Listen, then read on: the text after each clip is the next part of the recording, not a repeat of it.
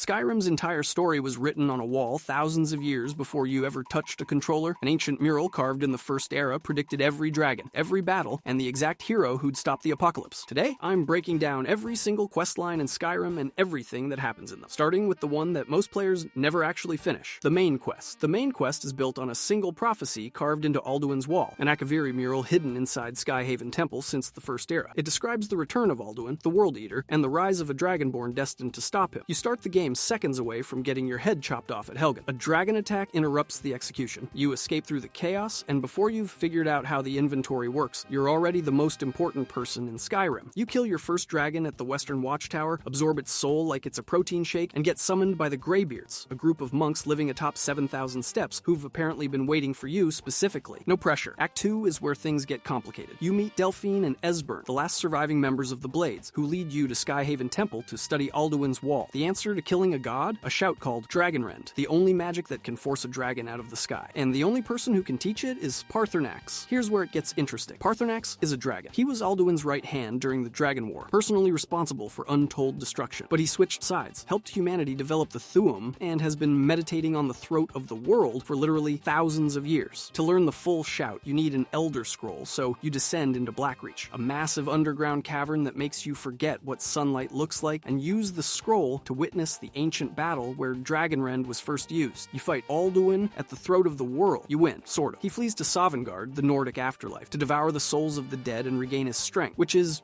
not ideal. But before you chase him, Delphine and Esbern want you to kill Paarthurnax. He's a dragon. He committed atrocity. Redemption doesn't erase that. The Greybeards argue the opposite. He spent millennia proving he's changed. If you kill him, you keep the blades. If you refuse, they cut you off permanently. No middle ground, no speech check that fixes it. Just a choice between retribution and mercy that the game never tells you the right answer to, because there isn't one. Act 3 takes you to Sovngarde itself, the single most visually stunning location in the game. You link up with 3 ancient Nordic heroes who originally defeated Alduin, use the Clear Skies shout to burn away his mist and face him one final time. Across roughly 17 quests, the prophecy carved into that wall finally comes true. Except here's the thing, it doesn't have to. The entire main quest is completely optional. You can spend 500 hours building houses, stealing cheese wheels, and getting married without ever setting foot on the throat of the world. The prophesied savior of the world can just decide not to show up, and the world keeps spinning anyway. But at least the main quest only asks you to pick a side between 2 factions once. The next questline makes you pick a side in an entire war, the Civil War. The Civil War is the political spine of Skyrim, and it's one of the most philosophically complex questlines in the entire game. Not because of the gameplay, mind you. We'll get to that, but because it asks you a question that genuinely doesn't have a right answer, and then never tells you if you chose wrong. Here's the setup. Ulfric Stormcloak, Jarl of Eastmarch, challenged High King Torrig to a duel, and killed him using the Thuum. Whether that was a legitimate challenge or straight-up murder depends entirely on who you ask. What's not debatable is that it split Skyrim clean in half. The Stormcloaks control 4 holds, the Empire holds 4 holds, and Whiterun sits in the middle, pretending everything's fine. The Stormcloak platform is straightforward. Independence for Skyrim. Lift the ban on Talos worship, kick the Thalmor out, crown Ulfric as High King. It sounds like a freedom fighter's checklist, and on paper, it's hard to argue with. But the Empire's counter-argument is equally compelling. Skyrim can't survive alone. The Concordat was a necessary evil to prevent total annihilation, and Ulfric's rebellion is doing exactly what the Thalmor want, dividing humanity so they can conquer it later. Religious freedom versus political stability. Nationalism versus pragmatism. Neither side is wrong, and neither side is clean. Game implies your allegiance from the very first minutes. When you escape Helgen, you follow either Ralof, the Stormcloak soldier, or Hadvar, the Imperial. Once you commit to a faction, you report to your side's military leadership and begin a hold-by-hold conquest of Skyrim. You capture fortifications, you free prisoners, you intercept enemy intelligence, you lead large-scale battles with soldiers fighting alongside you. It's the closest Skyrim gets to actual warfare. Here's the thing though, both paths are structurally identical. Same quests, same challenges, same rewards, just from opposite perspectives. The Stormcloak endgame has you marching on Solitude to confront General Tullius. The Imperial endgame sends you storming Windhelm to face Ulfric himself. Whoever loses gets executed or permanently exiled. It's dramatic, it's satisfying, and it changes the political landscape of the province forever, but mechanically, you're doing the same thing either way. Bethesda clearly wanted neither side to feel like the bonus content path, so they made both equal. The downside is that replaying the war from the other side feels less like a new experience, and more like wearing a different colored jersey to the same game. Now here's where it gets genuinely weird. Alduin's Wall explicitly states that the civil conflict is one of the conditions necessary for Alduin's return. The war weakens Skyrim, the barriers between worlds thin, and the World Eater comes back. Except dragons show up regardless of whether you touch the Civil War questline at all. You can ignore both factions entirely, and Alduin still returns on schedule. The prophecy says the war matters. The game says it doesn't. Nobody at Bethesda Bethesda ever reconciled that. The game also never declares a canonical winner. No sequel has referenced the outcome. The ambiguity is clearly intentional, which is either brilliant writing or a convenient way to avoid committing to anything. Probably both, but at least the Civil War lets you fight for something you believe in. The next questline is about fighting for people who can't even agree on what they believe in themselves. The Companions. The Companions are the oldest warrior tradition in Skyrim, and it's not even close. Their roots trace all the way back to Ysgramor's 500 companions, the legendary army raised to fight the Snow Elves and avenge the Night of Tears. So when you walk into Jorrvaskr in Whiterun and ask to join up, you're not signing up for some random mercenary outfit. You're stepping into a lineage that predates basically everything else in the province, and the initiation process reflects that. Sort of. You show up, you spar with Vilkas in the courtyard, and then you're handed a broom. Not literally, but close. The early phase is a grind of radiant quests. Animal extermination, hired muscle, trouble in Skyrim. You're basically doing odd jobs for a mead hall full of warriors who could absolutely handle these things themselves, but apparently have better things to do, like standing around Jorrvaskr eating bread. But here's where it gets interesting. After enough grunt work, Skjor and Ayla pull you aside and turn you into a werewolf. Full lycanthropy, claws, fangs, the whole package. This is your ticket into the Circle, the Companion's secret inner group, and every single member is a werewolf bound to the Daedric Prince Hircine. So this Honorable Warriors Guild has been running a werewolf cult the entire time, which is,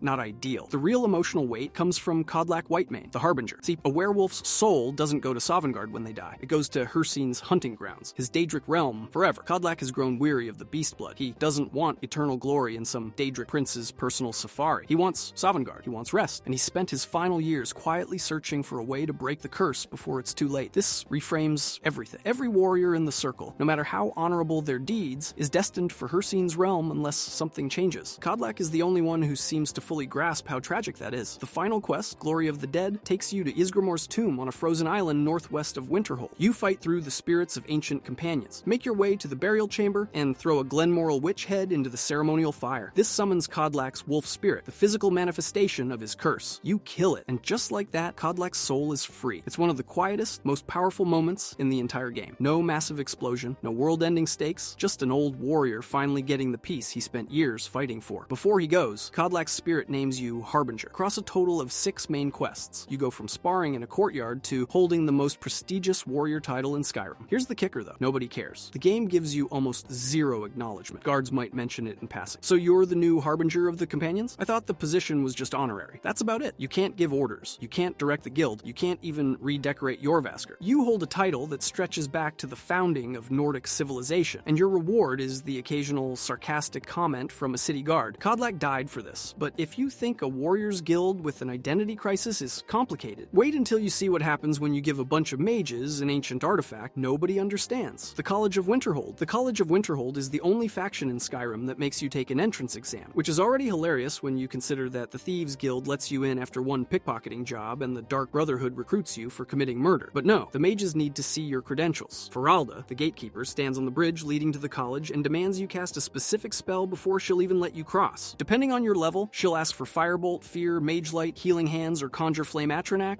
Standard job interview stuff. Once you're in, the questline wastes absolutely zero time. There are 8 main quests and 8 side quests, with 3 potential followers you can unlock along the way. The whole thing kicks off with Under Sarthal, where you join Tolfdir and a handful of apprentices on a field trip to the ancient Nordic ruin of Sarthal. Standard archaeological dig, nothing could go wrong, except you immediately discover the Eye of Magnus, an artifact so absurdly powerful that every faction in the province suddenly develops an interest in your little college. Here's where it gets complicated. The college has a Thalmor problem, and his name is Ancano. He's an Altmer operative who's been planted at the college as an advisor to Archmage Savos Aran, which is the Thalmor equivalent of putting a fox in charge of henhouse security. Ancano is one of the few times in the entire game where you directly confront an Aldmeri Dominion agent in personal conflict outside of the main quest's diplomatic immunity mission. He's not just some random elf with a superiority complex. He represents the Thalmor's broader infiltration of Skyrim's institutions, and he's been quietly studying the Eye of Magnus the entire time, waiting for his moment, and his moment comes. During the climax in the Hall of the Elements, Ancano absorbs the Eye's power and transforms into a being of pure magical energy, which is,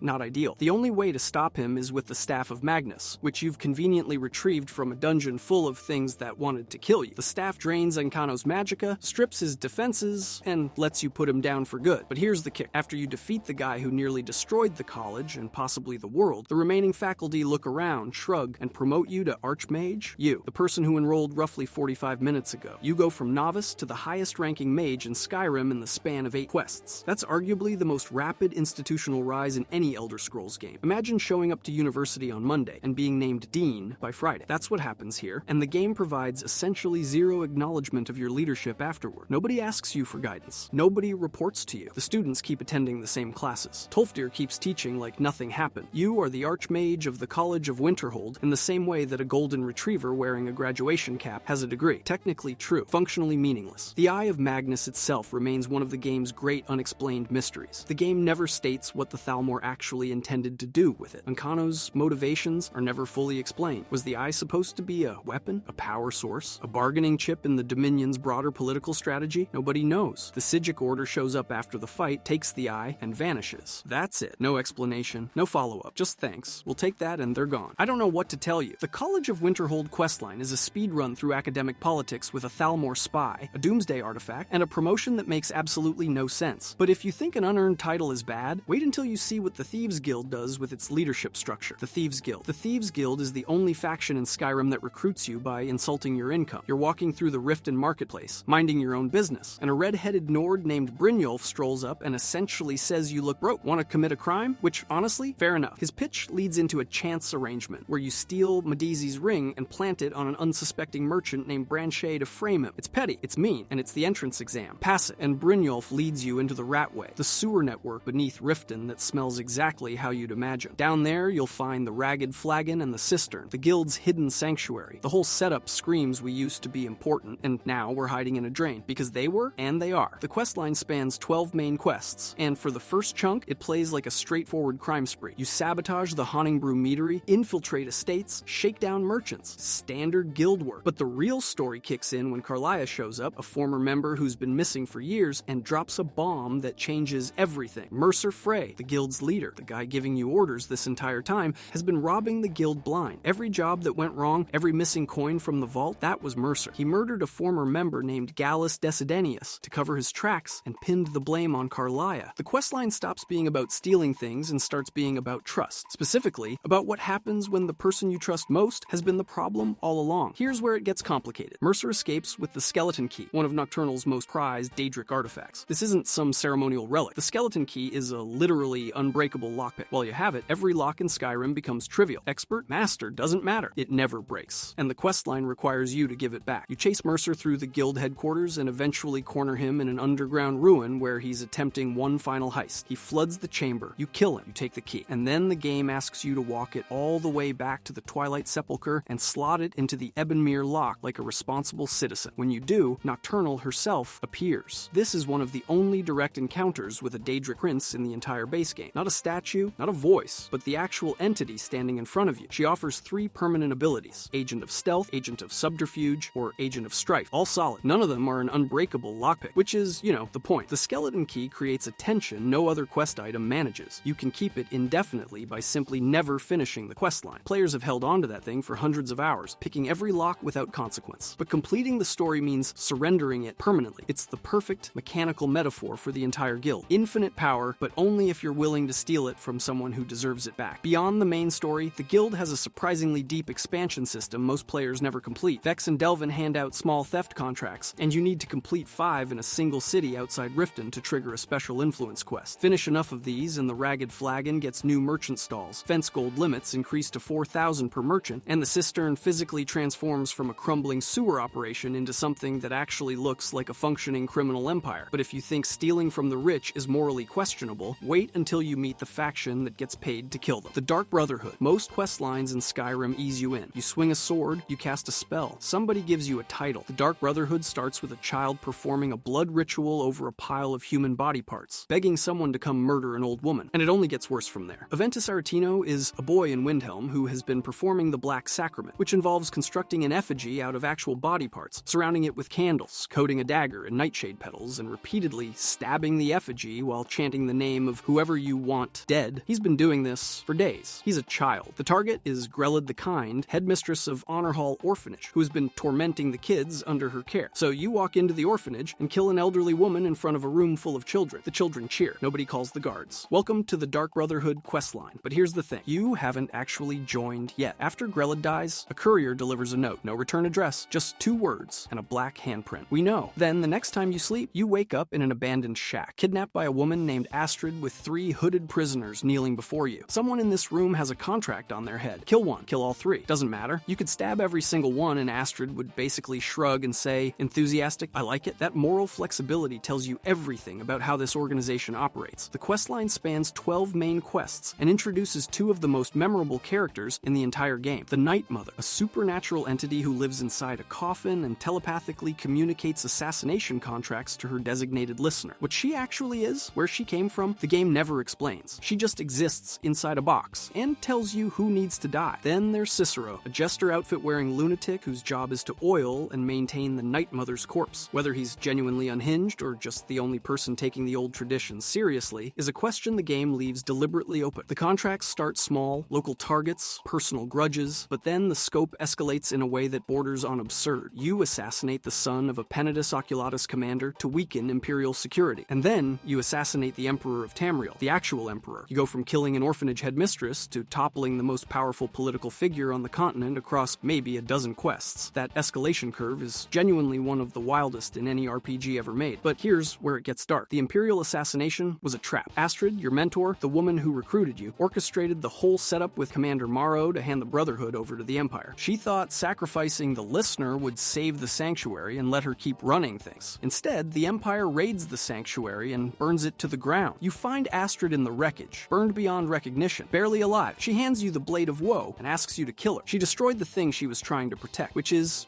not ideal. After surviving the raid, you become the new listener, the Night Mother's chosen. You rebuild what's left of the organization and carry the title forward. The Brotherhood survives because of you, not because of Astrid's desperate bargaining. What makes this questline stand out is that the game never once judges you for any of it. You murder dozens of people across 12 quests, including the Emperor himself, and not a single NPC delivers a moral lecture. The Night Mother is a genuine supernatural entity whose nature is never explained. Astrid is simultaneously your mentor, your betrayer, and your victim. And the whole thing plays out like the darkest character arc Bethesda has ever written. But if you think assassinating emperors and joining death cults is intense, wait until a vampire lord tries to permanently blot out the sun. Dawnguard. Lord Harkon is one of the few villains in Skyrim who tells you exactly what he wants, and what he wants is genuinely terrifying. No riddles, no slow reveals. The man looks you dead in the eyes and says he's going to blot out the sun permanently. And the worst part? He has a real plan to do it. The Dawnguard questline kicks off at level 10 when a recruiter named Durak tells you vampires are becoming a problem. You head to Fort Dawnguard, meet Isran, the grumpiest vampire hunter in Tamriel, and get sent to investigate a cave. Inside, you find a woman sealed in a stone coffin carrying an elder scroll on her back. Her name is Serana, and she's about to become the most important companion in the entire game. You escort Serana home to Castle Volkihar, where you meet her father, Lord Harkon, a pure-blood vampire lord who has been alive for longer than most civilizations. Harkon offers you his blood. Accept it, and you become a vampire lord. Refuse, and he banishes you back to the Dawnguard. This is the single biggest fork in the entire expansion. 12 main quests follow, and they play out differently depending on which side you chose. Here's where it gets interesting. Harkon's endgame isn't just be a powerful vampire. He's pursuing the tyranny of the sun, an ancient prophecy that would let him use Oriel's bow to permanently block out sunlight across all of Skyrim. Eternal night, no more weakness during the day. Vampires ruling unopposed. To pull this off, he needs the prophecy deciphered by a moth priest, the only people in Tamriel who can read Elder Scrolls without immediately going blind. You track one down named Dexion Evicus, and he begins unraveling the full scope of what Harkon is trying to do. But one Elder Scroll isn't enough. You need multiple, and one of them has been deliberately hidden by Valerica, Harkon's estranged wife. She didn't just leave him. She took the scroll and fled into the Soul Cairn, a Daedric pocket dimension, specifically to keep it out of his hands. This woman hated her husband's plan so much that she voluntarily trapped herself in a dimension of lost souls just to make sure he couldn't end the world. That's not a divorce. That's a containment protocol. The Soul Cairn is one of the most visually distinct locations in the entire game. A vast, purple, desolate wasteland filled with wandering souls and massive bone structures. Nothing else in Skyrim looks like it. You retrieve Valerica and the scroll, piece together the full prophecy, and eventually track down Oriel's bow itself. The endgame splits based on your faction. Either way, Harkon dies. Even if you sided with him, the game doesn't let you actually fulfill the tyranny of the sun, which is probably for the best. Now, Serana. She is widely considered one of the strongest companion characters in Skyrim, and for good reason. Her dialogue changes based on your faction choice. She reacts to the story in ways most companions simply don't, and she's the daughter of the main villain, which gives every major story beat real weight. The community has spent over a decade asking one question about her. Why wasn't she a romance option? Bethesda never gave a satisfying answer. I don't know what to tell you. The real genius of Dawnguard is the temptation. The vampire lord form is mechanically excellent, hovering above enemies, draining life, raising the dead. It's one of the most powerful transformations in the game, but getting it means siding with a faction whose leader wants to destroy the sun. Most players take the power anyway, because of course they do. But if you thought stopping a vampire from erasing the sun was high stakes, wait until you meet the guy who's been stealing your dragon souls on a completely different island. Dragonborn. Every questline in Skyrim tells you that you're special. The companions make you Harbinger. The college makes you Archmage. The Dark Brotherhood makes you Listener. You are the Chosen One, over and over again in every building you walk into. And then the Dragonborn DLC looks you dead in the eyes and says, you're not the first, and you weren't even the best. Miraak is the first Dragonborn, capital F, capital D, a dragon priest from the Merethic era, who was supposed to serve the dragons, worship them, keep humanity in line. Instead, he betrayed every single one of them by cutting a deal with Hermaeus Mora, the Daedric prince of forbidden knowledge. He traded loyalty for power, and honestly, he got a pretty good deal. The guy has been alive for thousands of years, sitting in a pocket dimension made of books and tentacles, building an army, which is, not ideal. By the 4th era, Miraak has figured out how to enslave the entire population of Solstheim without them even knowing it. While the people sleep, his influence bends their wills, forcing them to build his temples like zombies on a construction crew. Standing stones across the island amplify his control, turning the whole place into one giant mind control antenna. The residents wake up exhausted with no memory of what they did. Just another Tuesday on Solstheim. The questline kicks off when you encounter Miraak for the first time, and he does something no other villain in Skyrim bothers to do. He fights you, looks completely unimpressed, and launches you out of his realm. You don't beat him. You don't even come close. He swats you away like a fly and goes back to his day. That's a first. To even stand a chance, you need the Skald, a Nord clan on Solstheim who've been unknowingly serving Miraak through those standing stones. Freeing them means cleansing each stone one by one. It's slow, it's dangerous, and it barely gets you anywhere. Because even after all that, you're still missing the final word of Bend Will, the shout that defines this entire expansion. And the only way to get it is through Storn Cragstrider, the Skull Shaman. Here's where it gets dark. Hermaeus Mora demands a price, because Daedric princes always demand a price. Storn has to sacrifice himself directly to Mora, surrendering ancient secrets his people have protected for generations. You stand there and watch as tentacles pierce through him and drain everything he knows. The guy dies so you can learn 3 syllables, and without those 3 syllables, Miraak wins. But those 3 syllables change everything. Bend Will lets you tame and ride dragons. You use it on Saratar, Miraak's own dragon, turning his mount against him. Then you fly into Apocrypha, Hermaeus Mora's realm, which looks like someone built a library inside a nightmare and then let it rot for a few centuries. Tentacles coming out of the walls, pages floating through toxic air. It's the most alien location in the entire game. The final battle at the summit of Apocrypha is everything the expansion has been building toward. Miraak fights with shouts, with magic. With dragons, he summons mid-combat to heal himself by absorbing their souls right in front of you. When you finally put him down, you absorb somewhere between 5 and 10 dragon souls, depending on how many he'd previously stolen. The single largest soul payout in the game, but here's what makes Miraak matter more than any other villain in Skyrim. He's not just a bad guy, he's you, a dragonborn who was given the same gift, the same power, the same choice, and he chose Daedric knowledge over heroism. He chose himself. His existence proves something the main quest never wanted to admit. Being dragonborn was never about destiny, it was always a choice. Miraak is what happens when a dragonborn chooses differently, and the fact that he nearly won should terrify you. If you enjoyed this video and want to see every divine in Elder Scrolls 5 Explained, click the video on the screen now.